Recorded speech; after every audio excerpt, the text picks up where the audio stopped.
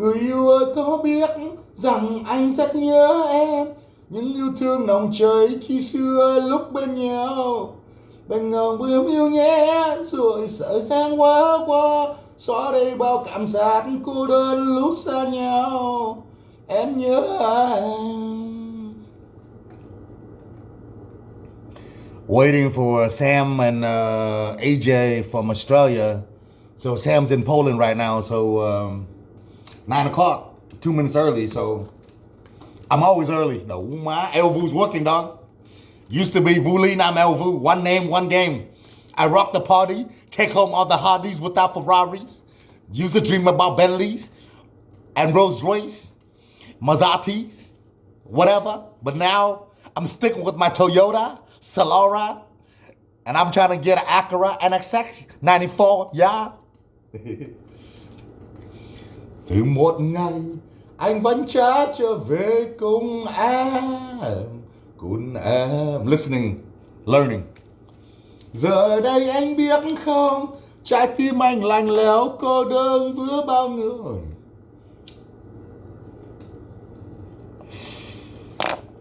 Pause. You been a dad? You been a dad? You been a dad?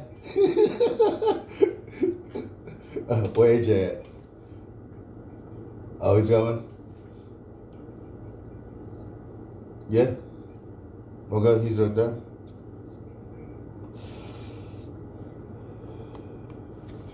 Hey, yo up, listen up, AJ, listen up, man. Hey, I just want to let y'all know that I'm filming for my behind the scene footage, so I got my camera on the left angle, just this whole thing. But you know, y'all, they don't hear what you're saying, they hear what I'm saying. But I'm filming, you know, so it's all good. Just behind the scene footage.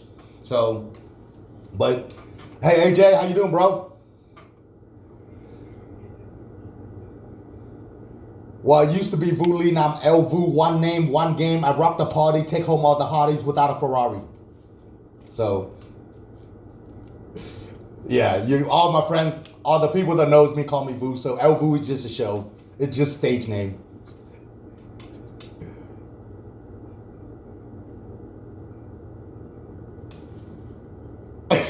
I don't know. It just maybe a few years ago. So, but hey, yeah, nice to meet you too. What's that? Hey, before, no, it's my pleasure. Before I want to start this thing off, Sam's gonna be the host, but I want to show Sam something. So I got a phone right there, but I have a special phone right here, Sam. You know, when we operate, it was one phone. Now it's two. No, it's the Voto phone or whatever. You know what I'm saying? The special phone, the Voto. But anyway, so back when we did bullets, AJ, I got one phone, and I was the assassin, you know, on the phone, and now I got two. So just to let you know, this is the comeback. This is George Foreman coming back at 40 and winning the belt. The belt, baby. I'm gonna win the belt. All right, it's and this is how I roll now. $2 bill Elvu. So this is gonna be a gift when we meet up. All right, let's go, Sam. It's your.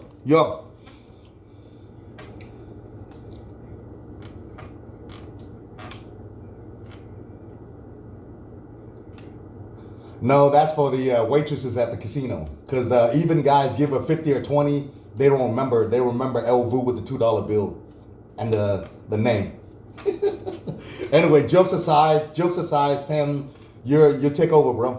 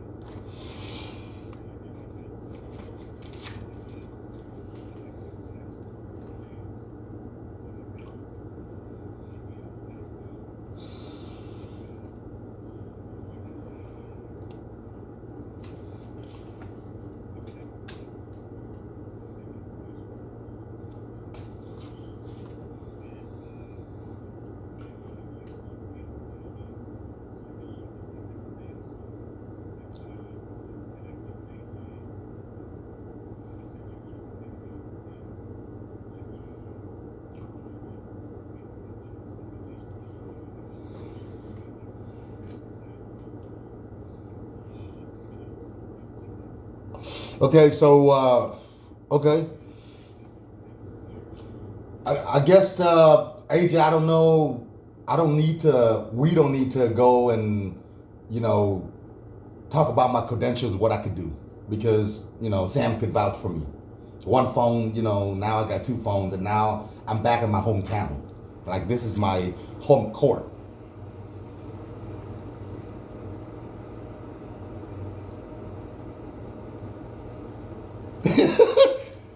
Okay, cool. So I don't need to go through all that, but listen, quick rundown. In order to get the 30% incentive from WAFIM, it has to be 500,000. So that, we could, let's just put that aside for a second.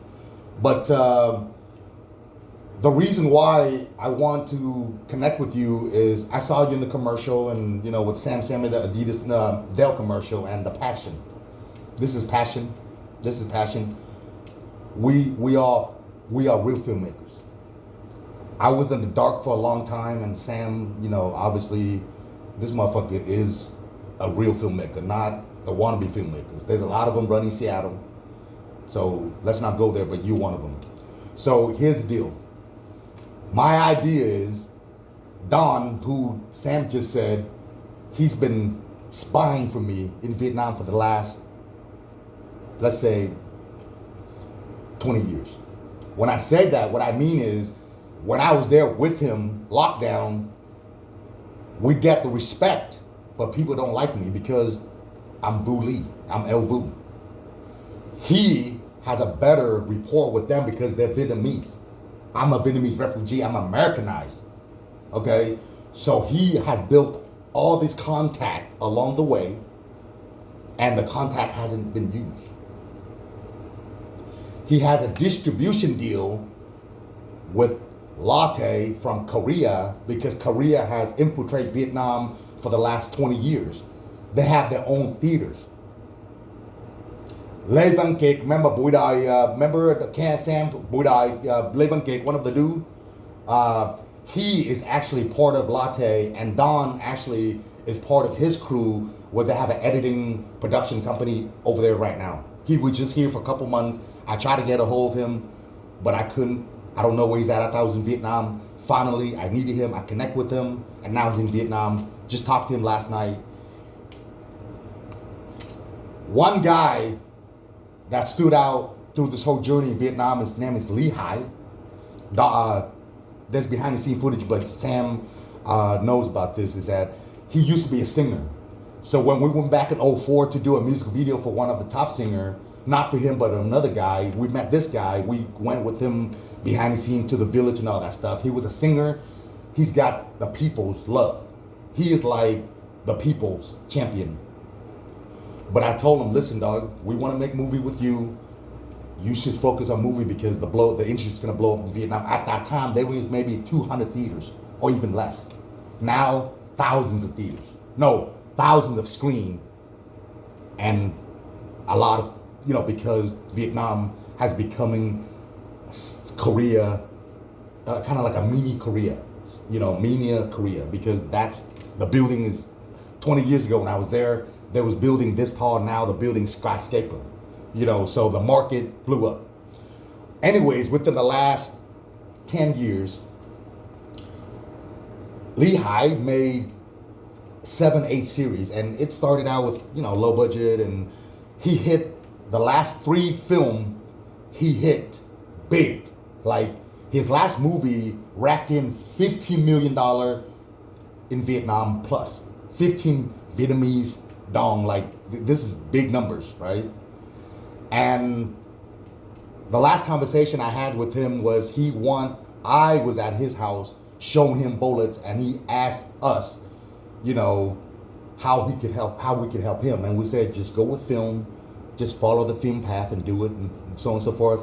So now, when my guy saw him last time, and every time my guy see him at a function, come to his house and party and stuff, he always make a point to say, Vu, not Dong. That guy's name is Dong, but he said Vu and his crew had some sort of film, whatever for me, meaning he owes us a favor. And in the Vietnamese culture, Asian culture, he owes favor. I just have to come back there and say, this is what I'm doing, and I need you to put your name on it. I need all your sponsor. I need whatever you. This is it, because they've been waiting for me to come back. The reason why I haven't come back is because a couple reasons. First, I wasn't ready. Second, when I come back, it's got to be taken over, because all those guys that made it big right now, except for him, is all bullshit.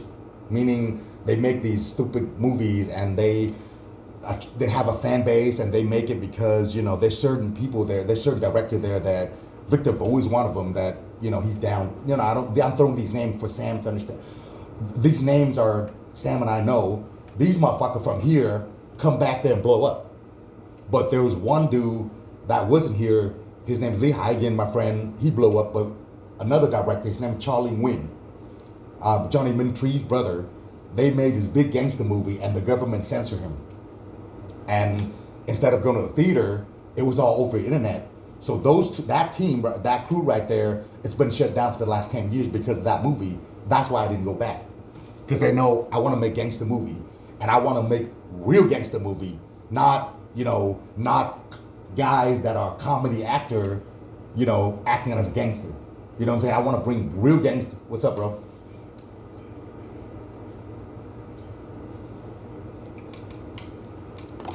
Okay.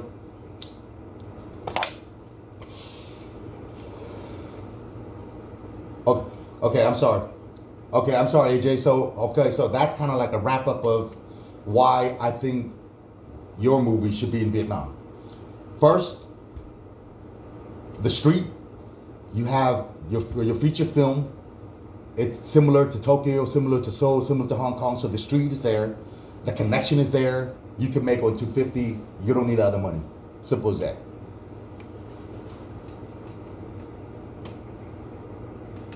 I just talked to my guy, and he said that if Sam and I come back together with you, we can make it for 250, and you don't have to deal with any other. And then once the movie's done, then we could deal with other stuff. So.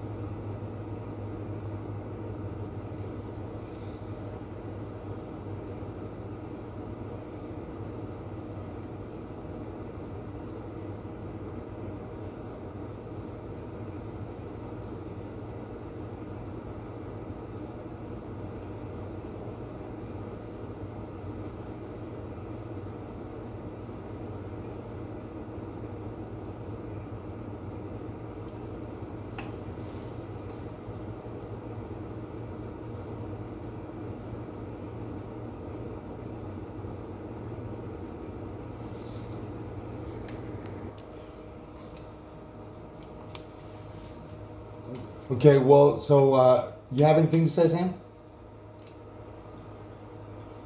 Okay, what I would like to say is a few things. Is hearing all your options. I think my heart, my heart says that if you decided you have choice now, you have options, but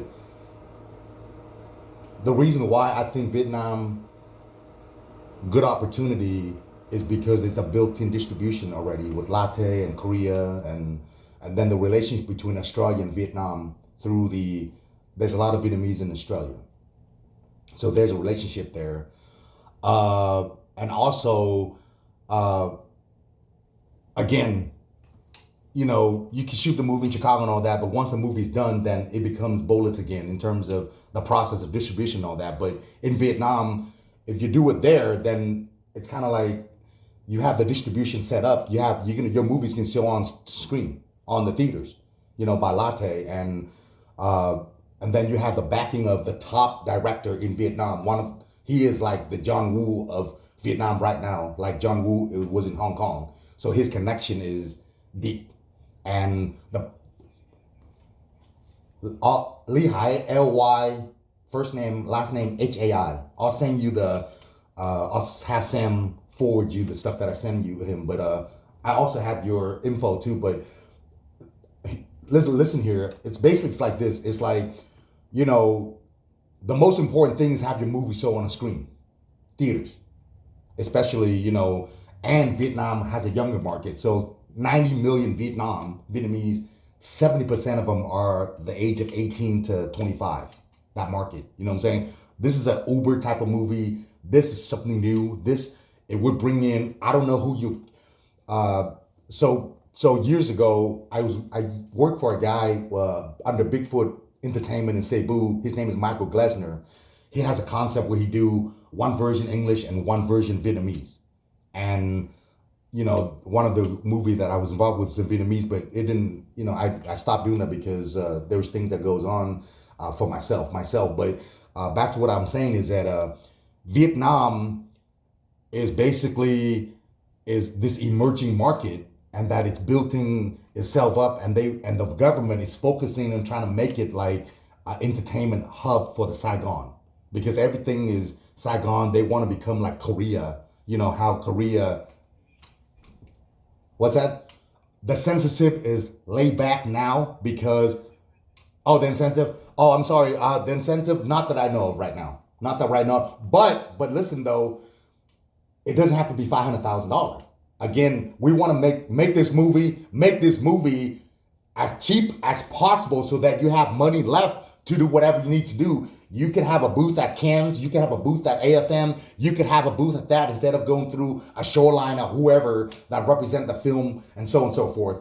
But again, it's like, that's what I would help you in regards to whether Washington or whatever, I would do it. But if I were to say chose, I would choose Vietnam because of everything that you could do in terms of the cost, the value, the connections, all that stuff.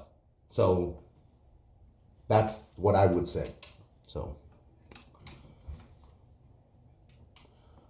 possibly his production company, Lehigh's production company. Can I type how?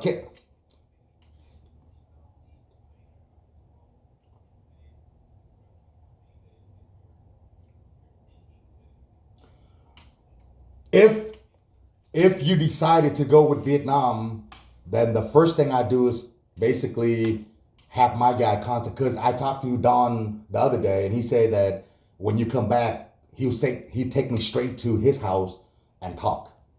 You don't get that access anywhere, meaning you can't just walk straight to his house, and talk, because basically I will send you all the information, but what I'm trying to say is I'm not trying to convince you. I'm trying to say you is that this guy owes me a favor, and if I come back with a project, then whatever I ask, it would be like help. This would be a help. Yeah.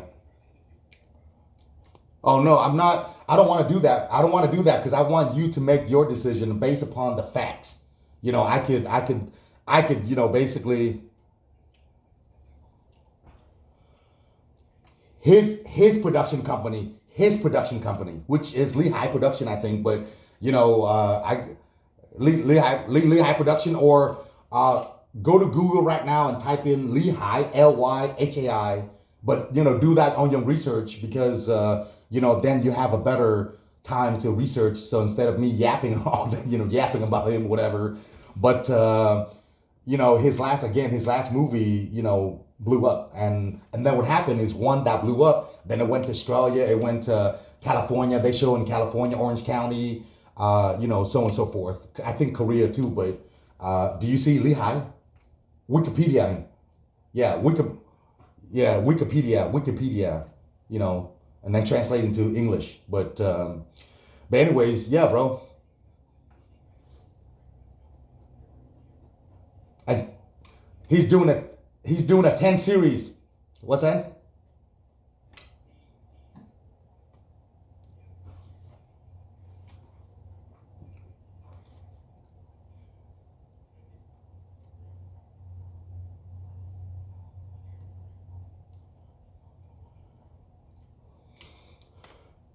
If I sit down with, that's why I'm saying, if you decided to do Vietnam, then I would fly back, maybe with you or whatever. Then I would say, and I would call Big Brother. I said, this is the project that, you know, you're gonna help me get it made in Vietnam, and your name's gonna attach to it, because it's kind of like what Jews do. Sam's doing the Jews, basically, in terms of, you know, the horror movie, the in-law movies, you know. But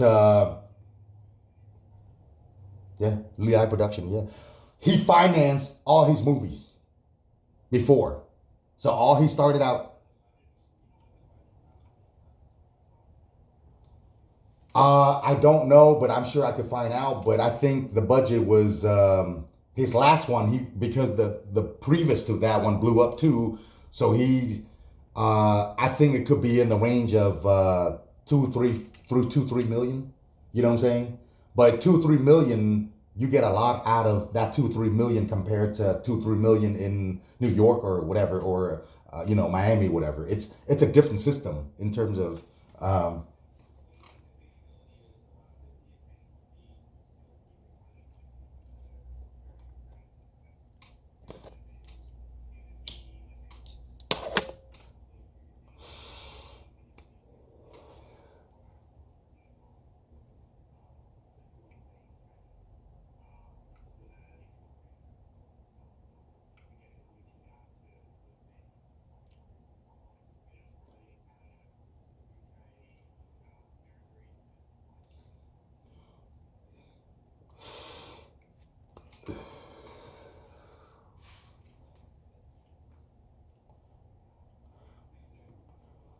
that's gonna be the script. You know, the script is gonna be between you and Sam, in terms of, you know, how you guys gonna uh, figure a way to have the character, uh, you know, like, make it so that it fits Vietnam. But my thing is that, you know, I want to focus on getting it made, as far as the creativity, the creative, you know, in terms of, you know, the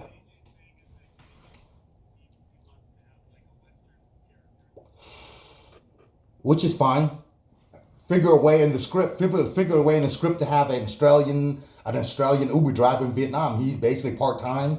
He's an Australian dude that teaches English, ESL in Saigon, and he does Uber for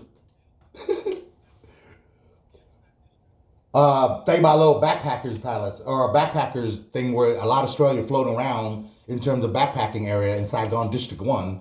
So District One is where I camp all the time. There, when I come back there, I just hang out there, and you got backpacker from Australia, a lot of Australia actually go to Vietnam backpacking because it's cheap, and it's, you know, Vietnam, you know. So, but that's where you and Sam come in, deciding the character and all that. But my whole purpose is to basically, if you decided to go Vietnam, then because it was 250,000, that's why I was like, I want to make it as cheap as possible, because I want to show these guys in Vietnam, same way that we did Bullets, is that you don't need money to make movies. You know what I'm saying? You just need to have people who are passionate and make movies. But it's even better because we make it cheap, and then the connections there, as far as the theaters and the distribution and all that stuff. That way, you know, the movie will get is result going the way they should be instead of stuck in, zombie land for years and years, just like Bullets did with Shoreline. So, but anyways, yeah, that's I don't know what else, what other questions you have, but you know, again, 250 is no different than 500, bro, because you just spend more. You're just gonna spend more. You just, you know what I'm saying? So 250, I mean, if you have 500, you're gonna spend more. There's certain things that you can, but if there, like there's, if you have 250, then you focus on 250. But if you have 500, you focus 500. But this result is just images, and like you got shots that you need. So, but anyway,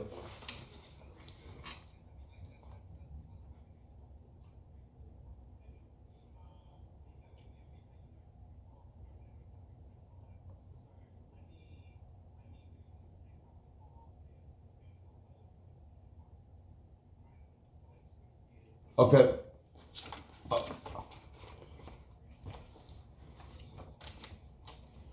okay. Yes, it's right here. Yeah, 500. I talked to the Film people, and I have I printed out their stuff right here, and it says in order to get 30%, you need to have 500K for a feature film, and 300 for per episode for episodic series, and then 150 for commercial. So basically 500, 500, 30%.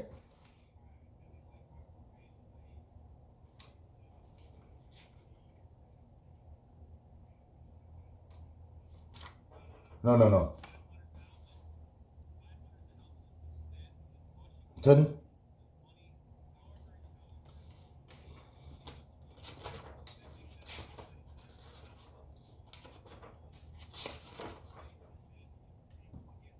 30% back.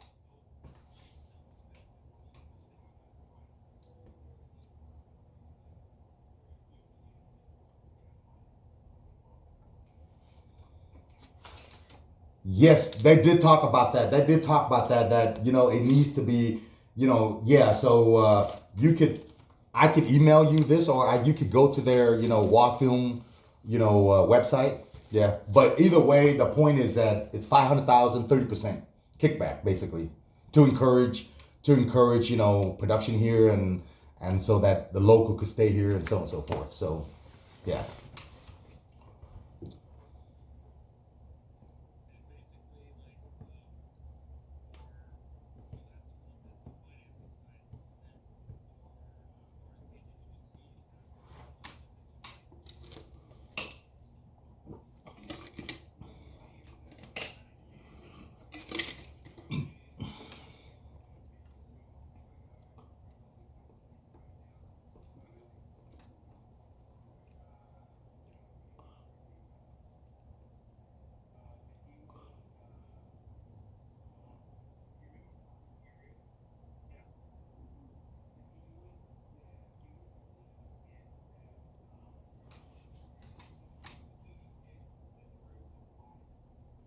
Oh, that the dude, the mechanic dude, the mechanic dude.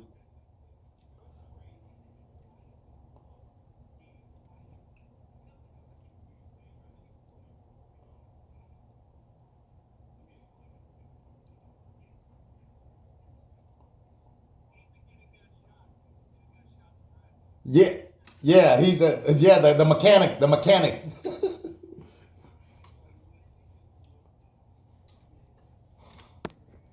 On your team to do it in Seattle is a great idea, um, because I know what he's capable of doing.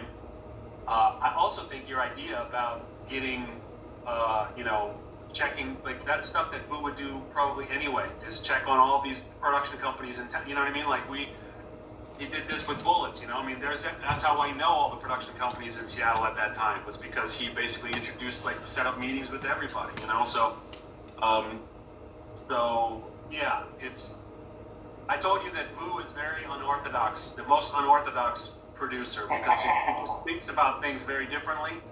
And he has a lot of strategies and a lot of things, but the one thing that I do know about Boo is he there's like nobody like him in terms of what he can do with the telephone. I mean, who he can connect with and what he can get with the telephone.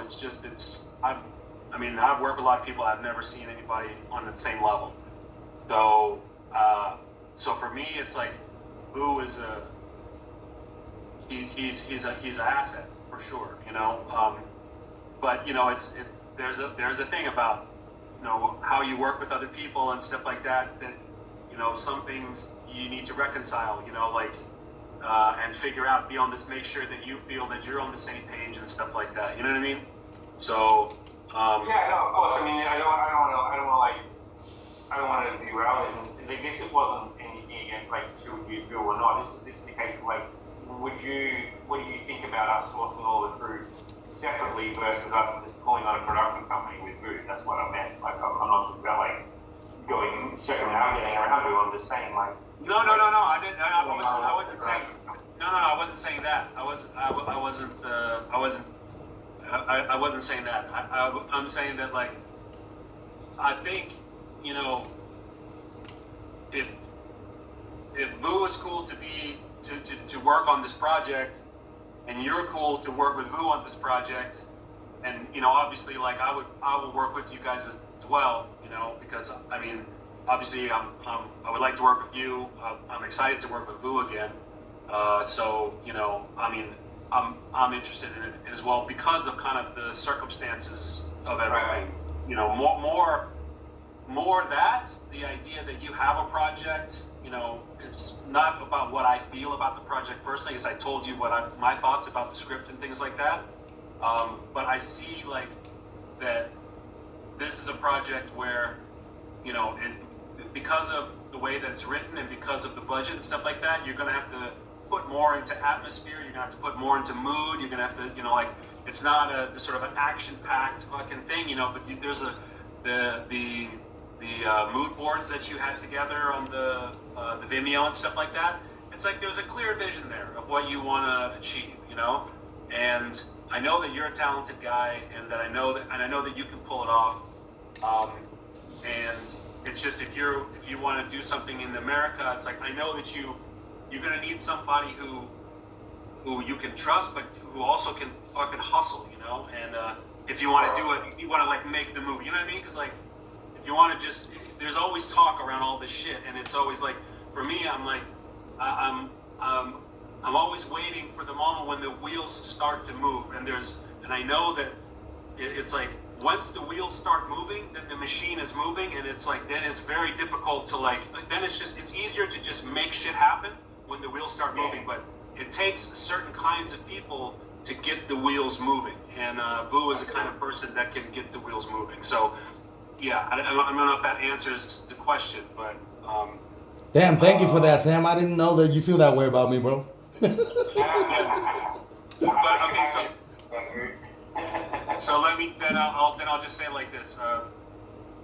So regarding, you know, is it better to get like a production company? So Personally, I've never had any kind of a good experience of going out to a production company that is already existing and being like, hey, guys, I have a movie and I want to try, I don't know you from Adam, you don't know me from Adam, and like, let's fucking, you know, somehow you get access to all your resources and you're going to charge me for shit, and you're going to, you know, it's like, they're the people in Seattle who control everything, and they're going to tell you, well, this is how much this thing costs, or this is how much that thing costs. I mean, dude, I've never had any luck with that, even in Poland, dude. When I've done 6 movies now in Poland, and like, when I fucking when I go to like the studios out here, like I know how much movies cost to make here. I know how much I know how much everybody gets paid here, you know? And when I'm putting like a bid out to a studio here, like they're trying to rip me off, dude, all the time. They're trying to tell me that, you know, that a commercial that I want to do here is going to cost 1 million zloty, $250,000 for a commercial. I'm like, dude, are you fucking crazy? Like, people here make a quarter of what they get paid in America. Easily, they make a quarter here of what they get paid in America. And so how are you going to tell me that this fucking, you know, art director is getting paid, you know, 10,000 zlotys a day? $2,000 a day. I'm like, dude, fucking, Yeah. there's I know a fucking handful of production designers in America that don't make that much, you know, like, and I work with them all the fucking time. So so I've never had good experience trusting another production company to turnkey a project, because you just, if you have not a lot of money, then you kind of need to like line by line that shit, like you need to know that and that's where I think Vu is really valuable. Like, he's somebody who, nobody's getting past him with fucking fees. Like, nobody's like coming over here and like, about anything, dude. Like, the food that you're having on the shoot is not, nobody's not charging 10% more for that fucking food that you have to be like, nothing's getting past him. So it's, Right. Yeah. I feel like you're kind of going down the path that I was thinking initially, in terms of like, sure, it's easy to sort of go in and then do a turnkey situation with a production company that's already got, of your 12 or 15 crew that you need to do the film, they've already got them, so already on the books. But the fact is, they are going to put their 18 and 20% on top of everything. They're also going to charge premiums for this and that and equipment, etc. So it's like, and more importantly, I guess, with Vu being the hustler that he is, if you're having a turnkey deal with a production company, then that just strips the ability for Vu to get in there and actually negotiate prices for anyone. Like, anyone that production brings on, there's no negotiation like that. That's what they've already set the price for. So it does make sense, I guess, in this situation that maybe it'd be something we would put together our own team individually, one by one, and we would build sort of a family together that would be working in sort of 6 Yeah, well, I would say like that yeah, for sure. It's like you have to line by line it, and I don't know, maybe there's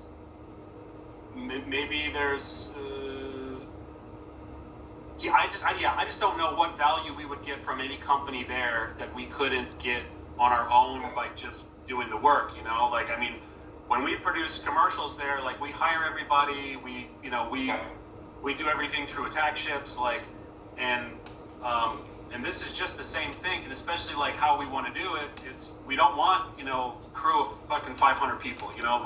We want small crew, small footprint. We want to be nimble, and we want everything to be legal and fucking insured, and like, we want it all to run like a commercial, but just with the same size of footprint, because this type of project doesn't need more than that, No, totally. And you mentioned earlier, like, you're kind of excited to potentially work with Vu again. What would that look like? I mean, obviously you're in another country, so it would probably be relatively passive. But like, what would that look like if you were to come on board with this thing as well, Sam? Like, no, I mean, I don't know. I mean, I just was like, if I would put you guys together, then like, I would just want to be, I mean, Vu, he's been in every, like, I've been working in Seattle. Like, I've worked with the crews there. I was just there last year. I've done 6 commercials there, just recently in the last 2 years. So, and I still know people there. So I would be involved in this somehow. I haven't thought about how that looks, but yeah, that's totally cool. It's like, I guess it would be like, I would want to be involved, I'd want to, if you're shooting in Seattle and, and Vu's going to be a producer on the project as well, like, I want to see, like, I want to fucking be a part of it somehow, dude. That'd be cool. I didn't mean to put you on the spot there. I wasn't expecting you to mention that earlier, so I thought I'd at least throw that in. Yeah. Put you on the spot and sort of. Yeah, no, I mean, I think, like you said, I mean, it's you're like, probably involved.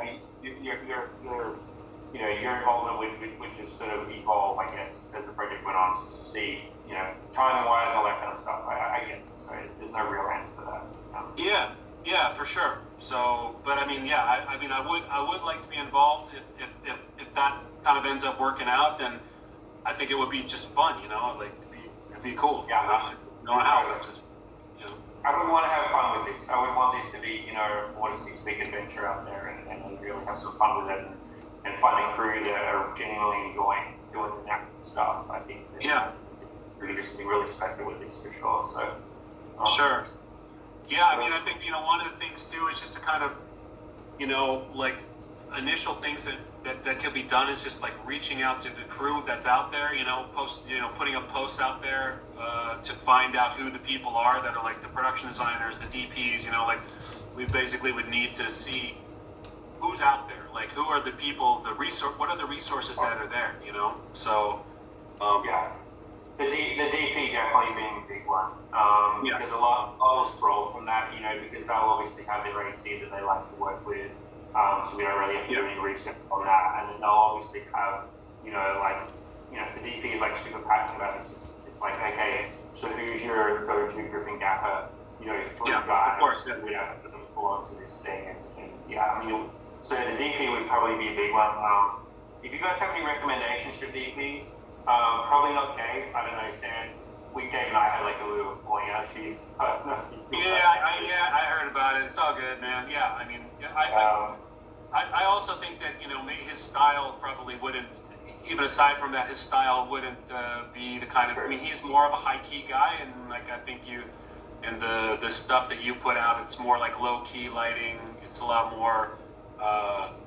So which is cool. I mean, I like that he tends to kind of, I think his corporate work, it's kind of like that's taken a lot of his look. He likes to see everything in the frame, and I don't think that's necessarily conducive to like dramatic feature film, thriller feature film. You don't want to see everything. You want shots of people looking at the other characters, and that you can't see their face because they're negative fill, like Right. I kind of like to start with nothing and then add in like one or two lights. Like that's literally how I like to light these. Younger people, you want people who are more passionate than, because the one thing I've, like, when we did Bullets, the crew that we work with, like, most of those people, they never even went to film school, so like they had a passion for, and those people that we worked with, they ended up like the sound guy was terrible on Bullets because it was his first movie he ever did. But that guy, he did sound for 20 fucking years in Seattle after that because everybody knew who he was because like he cut his teeth on that movie, made all of his mistakes. So we don't want some people that inexperienced, but we want people who have done a couple movies, but they have the passion is there and they're just like, fuck, here's a movie, we get a chance to do this, and they don't care about staying up late. You need that rather than the people who are like, I've done this for 20 years, let me tell you what you're doing wrong. Like, you don't want anybody like that on a movie where you're trying to make it. Get those people on movies where you have tons of money and it doesn't matter and you got 60 days to shoot it. But if you want to do something in like 20 days for $200,000 or something like that, every dollar counts, and it's more, the passion is much more valuable than the experience in those cases, Yeah, it's totally true. And you also find, especially with DPs, it's just like the higher up the ranks you go with the more established DPs, it's like, you go all the way from like, the DP that doesn't even touch the camera. He's like, no, you guys gotta get a camera operator. They had it for fucking 18 years and didn't make a dime on it, but it's fucking everywhere. It's on Amazon Prime, it's on Tubi, it's fucking every goddamn place, man. It's in fucking 6 different languages. Hey AJ, the Vietnam thing, it's a thought, but after this conversation, I think the most logic is Seattle because, again, it's like, the connection between Sam, we made Bullets here, I'm here, but it makes more sense for, Seattle, but Vietnam's always going to be there. You know what I'm saying? The Vietnam's always going to be there, so. Totally, man. I'm like a super collaborative person with everything, It's like I still want to look a little bit more into Vietnam as well because I take everybody's idea and I never throw out ideas unless I've like genuinely investigated them and thought about them and gone, okay, that's not going to be what we want to do. It's the same here on set. Yeah, well. Like, no problem. I'm not an asshole when it comes to like people's ideas. I'll tell you whatever. It's best idea wins, baby. So I just want to look into the thing to see what's out there. What like a couple things. One thing is, if there's some kind of a potential VOO or possibility of like, so at the end of the movie, he's in a different city, would it make any sense that he's in fucking Saigon? Oh shit, that'd be bad. Oh damn, boy. Yeah, that'd be badass. And he picks up whoever is the hot Vietnamese actress or whatever for the, That's a good one. That's a good one. For a sequel, right? Or hey, AJ. But so like, does it make sense in terms of like, is is there any kind of sponsorship money or anything like that that could be got from a situation like an appearance like that, right? Like, Yep. and then also the other thing would be, doing the movie in Seattle and then saying like, hey, and taking that cut and being like, hey guys, here's the movie that we're about to put out. What about doing a Vietnamese version of this? And the rights selling, this type of shit, remake in Vietnam, that's another potential route, where. Yeah, no, you're absolutely right, Sam. I mean, like 1,000%, dude. I mean, that's why you're Sam. I mean, that's exactly right, man. That's something that we'd always thought. Number one, because of the nature of this thing, there's no comedy involved. There's none of that. And keeping this thing as neutral as possible, this thing could literally be fucking dubbed in any goddamn language on the planet, right? And it'll absolutely work. But secondly is, yes, you could do the licensing out to something like that in Vietnam. Yes, you could license it out to a company in Germany for them to make their own fucked up version of this thing. Absolutely. Like, there's so much more to come from this thing for sure. So I love your fucking idea. Why go from Washington and then the last 2 minutes of the film be in, fucking Pittsburgh or something like that? Or overseas, I don't have like a cameo from fucking Lee High or someone like that, or whoever it is, like fucking main star is getting into the car, then you're like, oh shit. Yeah. For sure. Fucking Vietnam, I recognize that guy. Damn, he just got into the fucking car. Like, absolutely, it's a great fucking idea. Yeah. Yeah. Alright, guys. Well, this has been super helpful. I appreciate it. Sam, I understand that you've been sitting in that car for a better part of an hour now. So yeah, because because Tesla's at a birthday party at this mall, so I'm in the car garage while she's at the birthday party. So yeah, I gotta run up and grab her here in about 20 minutes. So, Hey Sam, hold on for a second. Hey Sam, remember barbecue pork lunch every day? I made it myself now. Barbecue pork, baby. I made it myself. So that's my breakfast. But Sam and I used to roll down barbecue pork and duck lunch every fucking day, and Sam be sick and tired of that shit. But you know what? The lady give us a full pack because she knows who I am, and we share that shit, and that's how we did it. But I got my own recipe, bro, right here. Right here. Man, you gotta show me that when I get back to town. Yeah. But anyways, yeah, AJ, hey man, you got to decide what you want to do, bro. And I hope we can work together, and let's do it. Okay, bro. Yeah, I love your passion. What did you think of the script, by the way? Did you get a chance to read it all the way through? Yeah, I finished it all, and I finished the script, and see, I know that that's your project. I'm a gangster filmmaker. I mean, I like to make gangster movie. So, obviously, I like the idea, and I think that, it's basically, it's kind of like remind me of Fallen. Remember Fallen, the Michael Douglas movie, where he's sick and tired of these motherfuckers that whatever, and he go crazy. So that reminds me of that. You know what I'm talking about, right? The Fallen, the Michael Douglas movie. Yeah, Falling Down. Yeah, I love that movie. On paper, right now, it's like it has a similar, but that's your direction. That's where the producing come in. But it has the potential to make people feel like that's exactly when you deal with these kids, and the Uber driver, because we don't give them enough that what I'm saying, like they always treat them bad because of they driving car you know what I'm saying. So yeah, and Sam's raised some points on the script as well, which you're absolutely right in terms of like how can we get behind this guy who's actually doing this? Like how can we actually give a shit about this guy and feel for it? It's pretty hard to get behind someone, and you're right. It's like there were differences obviously narratively with Falling Down.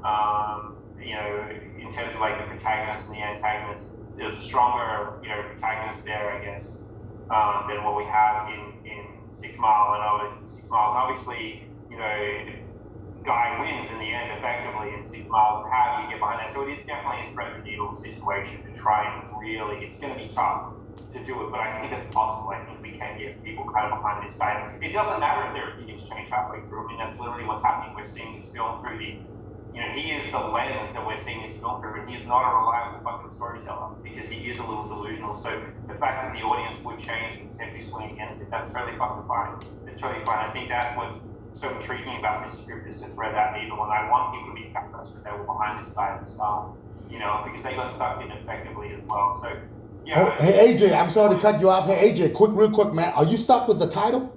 of the movie? Are you set? Like, are you locked down on it? We pretty much are. Look, we went through multiple titles, and I like the idea that 6 miles is a little more ambiguous as well.